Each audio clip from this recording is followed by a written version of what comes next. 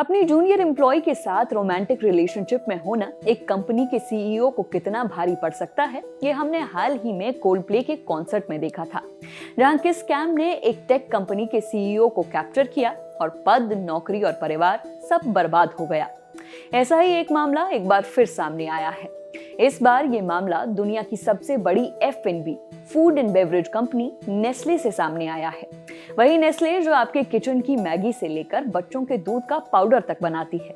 दरअसल कंपनी के CEO Laurent fresh को अपनी जूनियर एम्प्लॉय के साथ रिलेशन में रहने के चलते पद से बर्खास्त कर दिया गया है।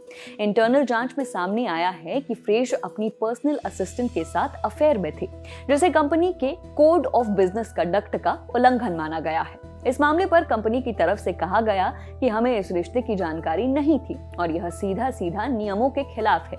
सीईओ के खिलाफ इस मामले की जांच को खुद चेयरमैन पॉल बल्के और लीड इंडिपेंडेंट डायरेक्टर पाब्लो इस्ला की निगरानी में किया गया है। बाहरी वकीलों की मदद भी ली गई। जांच के बाद सभी चीजों के आधार पर आखिर में यह फैसला लिया गया कि लॉरेंट को बाहर जाना होगा। लॉरेंट फ्रेश के बारे में बताएं तो वो नेस्ले के साथ पिछले 40 सालों से जुड़े थे। 1986 में उन्होंने नेस्ले फ्रांस से शुरुआत की। शुरुआती दिनों में वो मार्केटिंग और सेल्स विभाग देख रहे थे। फिर 2003 में उन्हें नेस्ले हंगरी का सीईओ बनाया गया।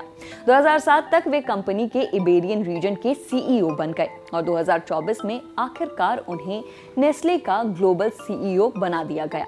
लेकिन ग्लोबल सीईओ बनने के 1 साल बाद ही उनकी कंपनी से रुखसती हो गई।